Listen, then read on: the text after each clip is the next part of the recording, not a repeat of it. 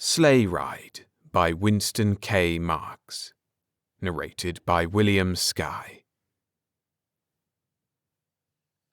Frayne Lewis enjoyed another sadistic shiver as he moved up the narrow passageway to the captain's control room.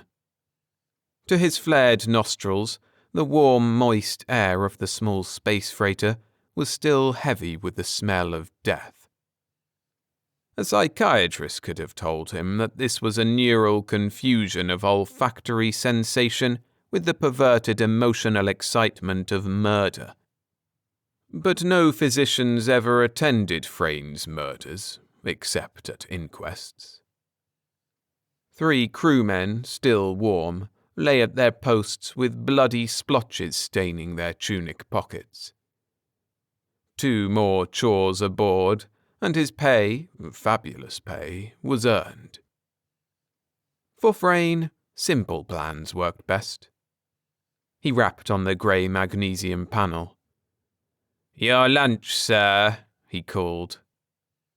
Inside, a solenoid thumped. The port slid aside, revealing the captain's square back outlined against the white, sprinkled velvet of space. As the executive turned away from the transparent nose dome, Frayne's weapon spoke its final invitation to eternity. The captain's eyes clamped shut, and in the reduced gravity, he buckled to the deck in slow motion. Then Frayne swore as the dimly lighted astropit revealed another person. What was the navigator doing up here at this time of watch? The tall, uniformed second officer reacted, even as unbelieving horror swept his face. Shoving off from the bulkhead, Frayne dodged the officer's lunge with a quick sidestep, but the motion smashed the side of his curly head into a grip stanchion. His ears rang, and blood spurted from a forehead gash. In a cold rage, he watched his opponent recover and crouch for another spring. "Sucker, you could have died nice and easy. Now we shall see." With cruel deliberation, he slipped his finger off the trigger and waited for the spaceman's desperate dive. Up whipped the heavy hand weapon in a short, vicious arc that splintered jawbone with an almost crisp, wood-snapping sound. Swiftly, Frayne secured the cabin door. Then he went about binding the unconscious navigator with parts of his own uniform. When he was through, he stood for a moment trying to orient himself in the hemispherical room. He compared it to a chart sketch provided him on Earth before he had stowed away in his special supply crate. "Piracy!" The word hissed into the silence with a quality of unbelieving. Frayne swung and saw that his victim had regained his senses. "Yeah, piracy. Didn't think it could happen, did you? They told you space piracy was impossible, didn't they?"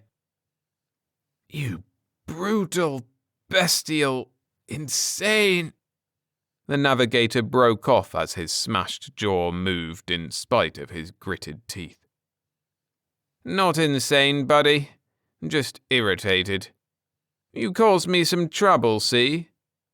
I'm saving you, buddy." His hand came away from his face, palm out and smeared with red. "I'm saving you for later." He moved surely now, the details of location well in mind.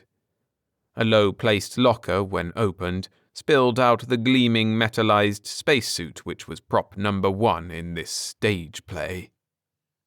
A little nervously, Frayne fumbled with the unfamiliar garment. The officer watched with dull eyes as the killer prepared to don it. How many men alive back there?" "Subtract 3. That leaves 18, doesn't it? And you can write them off as soon as I get these pajamas on." "Don't spill the air. For the love of Jupiter, don't spill the air.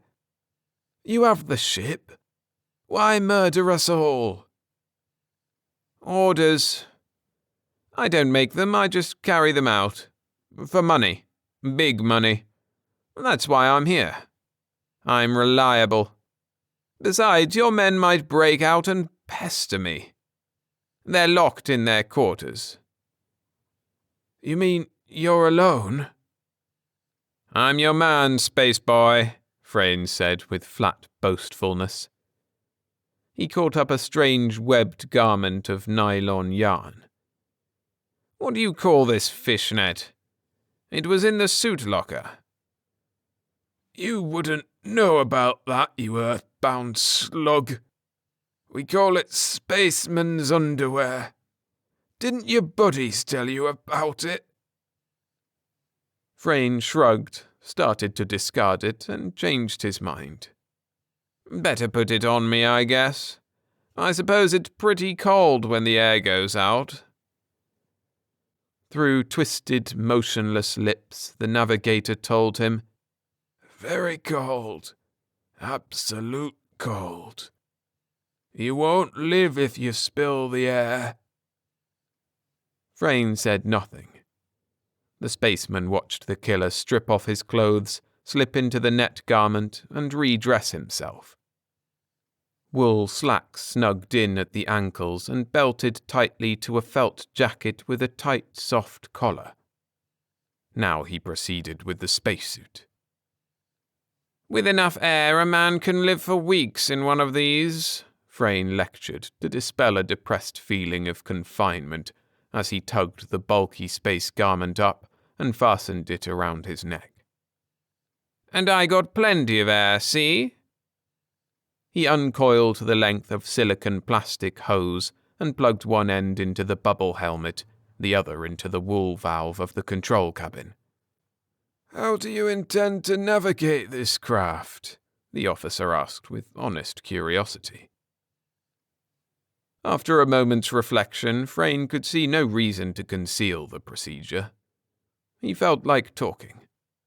He had often talked to his victims before.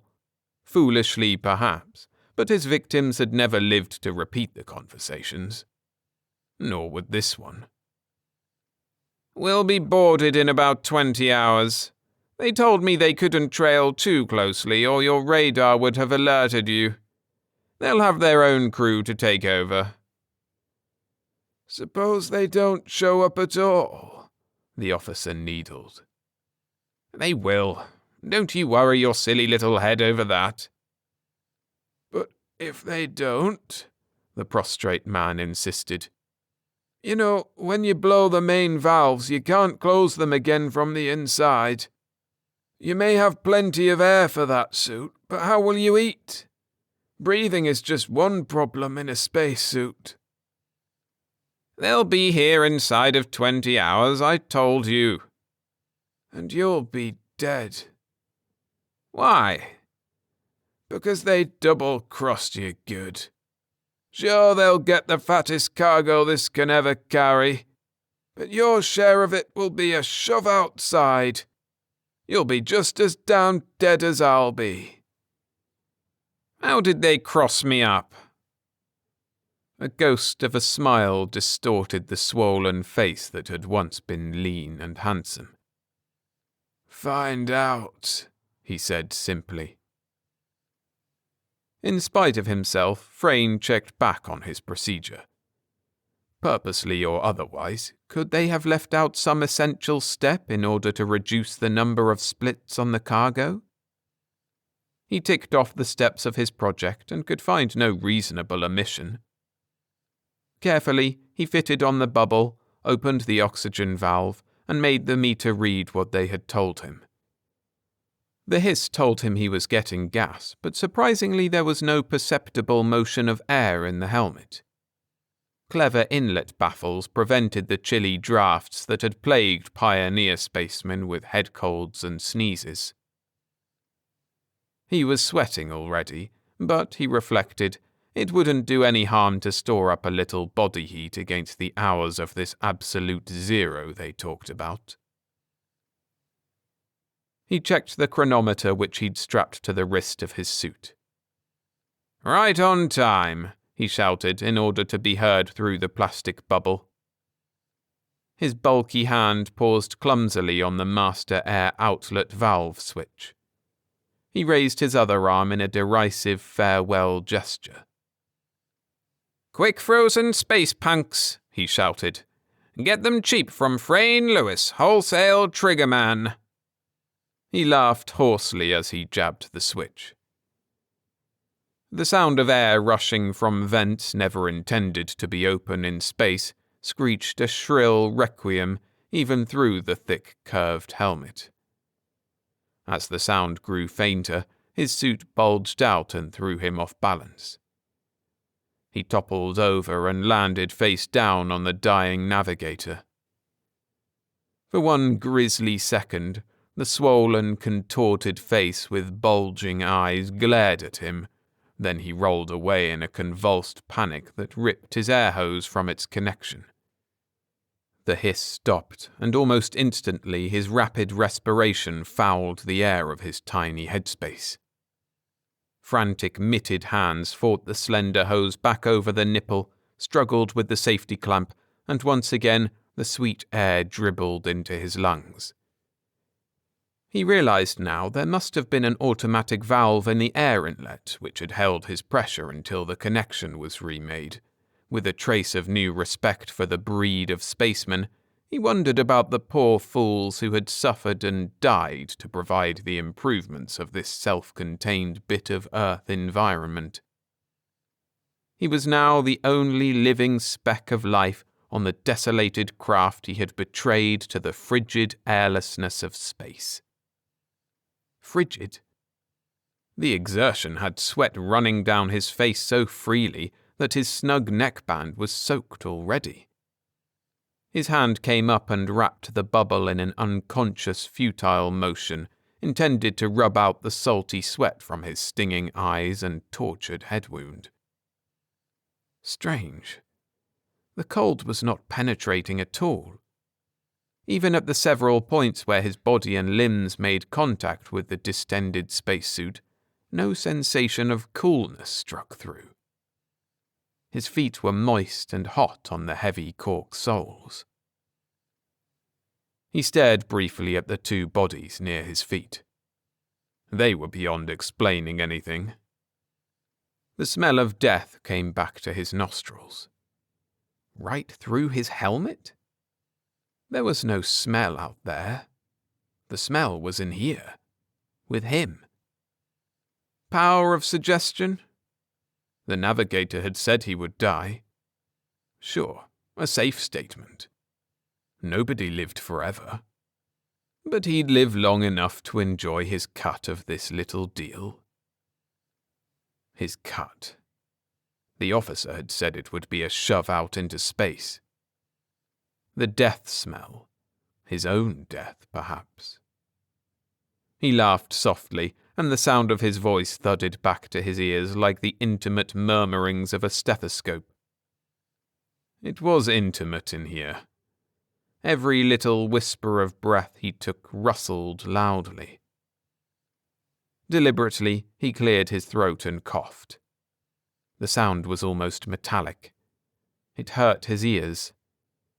Mingled with the tepid moisture of his own breath was the faint odor of the powerful desiccant that ringed the base of the helmet.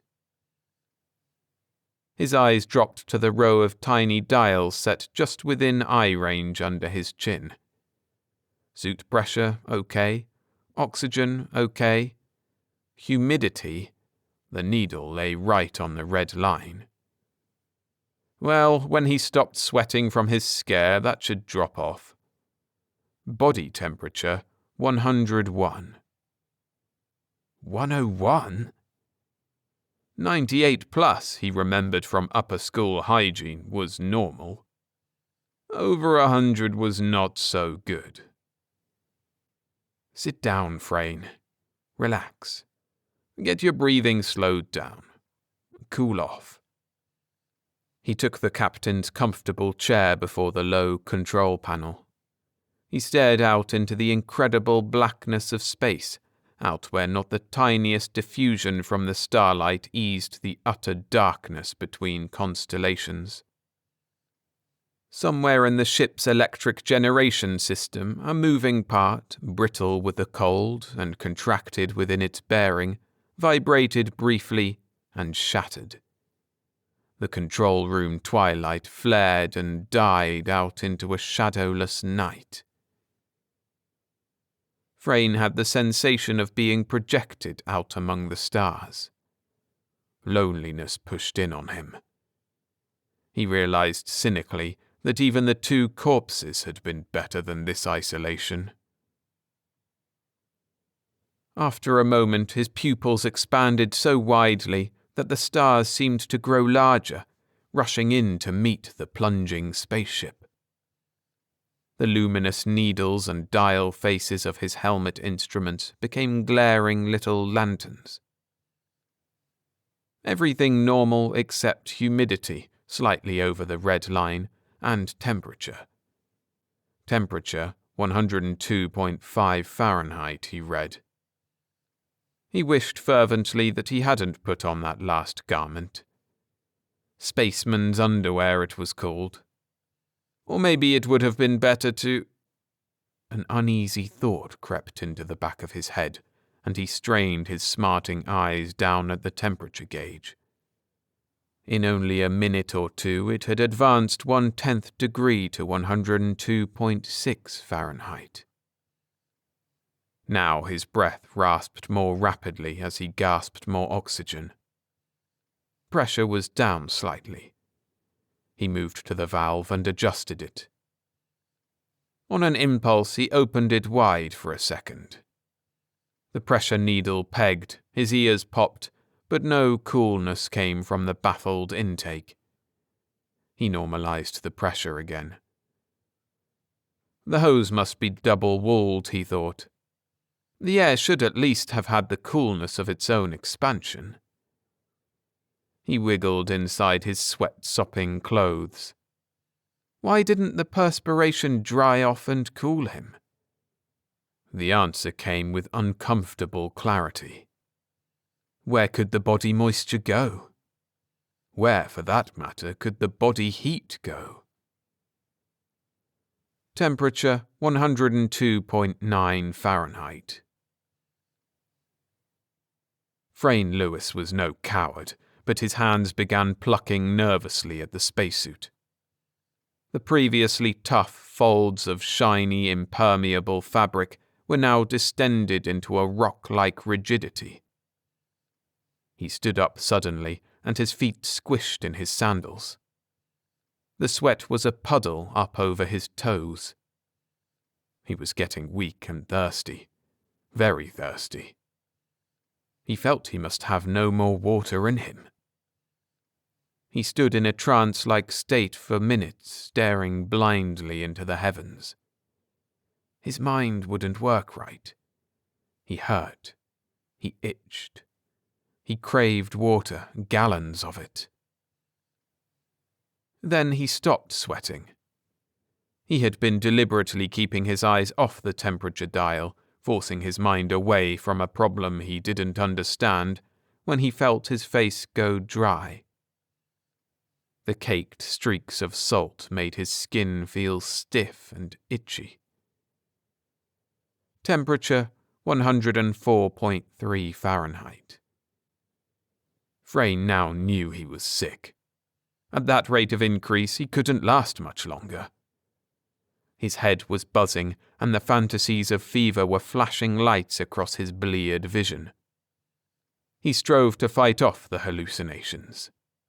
He focused his eyes on the dim-faced chronometer and realized with a start that he had endured over 3 hours of his vigil. Perhaps he could last out. Whatever the fever was, it must ease off sometime. He staggered to the oxygen control, eased it open to full again, and watched the temperature needle for minutes.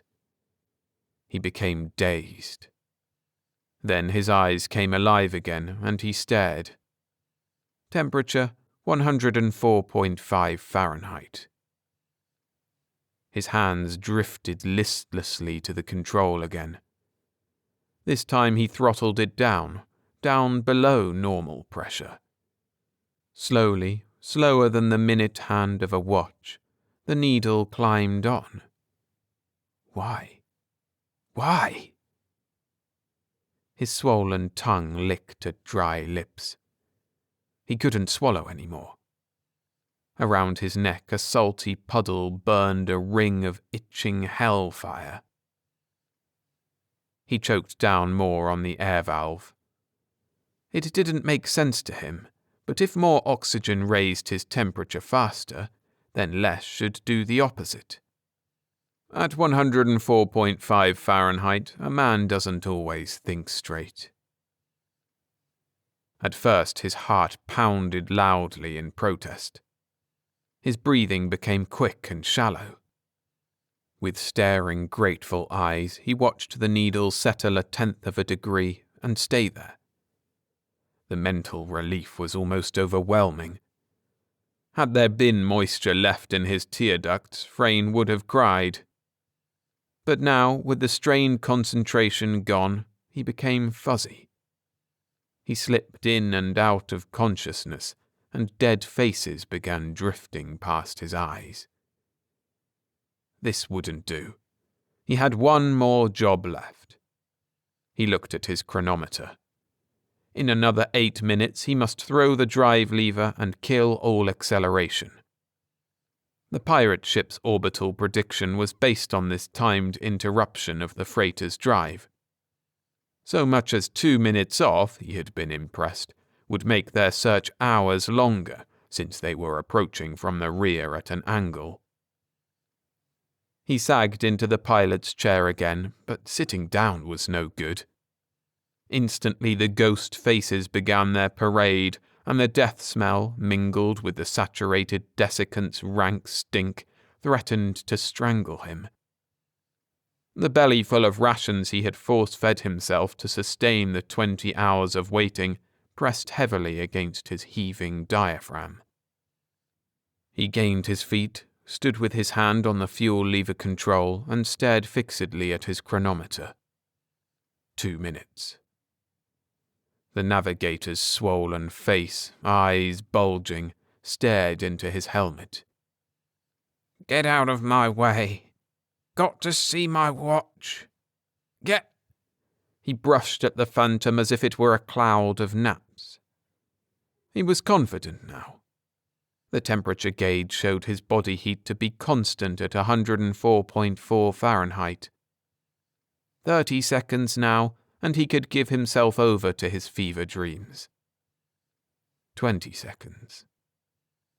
The broken-jawed image persisted mistily. But now the face was repaired. It was the young, tense face before he had crushed it with his blaster.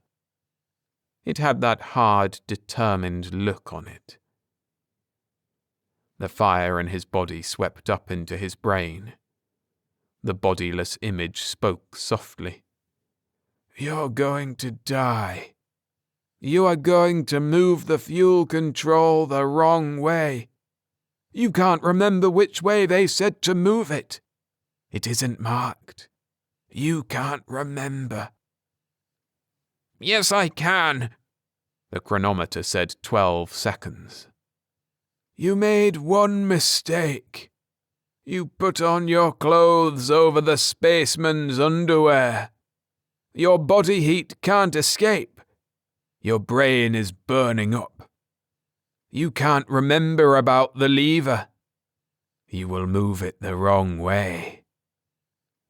"So what? Then I'll move it the other way," Frayne screamed. The tiny clock zeroed. Frayne pressed the lever away from him. That was the way to stop any Earth vehicle.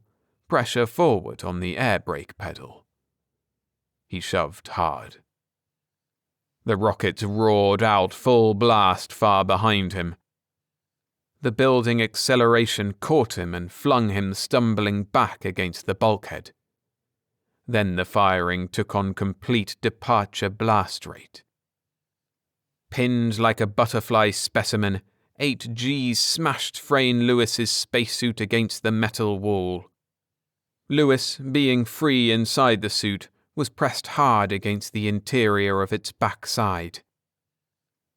The cold he had been seeking struck through the wet felt lining and his exterior clothes. The thickly corded spaceman's underwear delayed the frost momentarily, but then the sweat froze. The death smell seized his throat. Dimly he knew what was happening, but he felt only heat. The sear of an atomic furnace burning his shoulders, buttocks, leg calves, through into his spine. The heat, the terrible sear of space cold.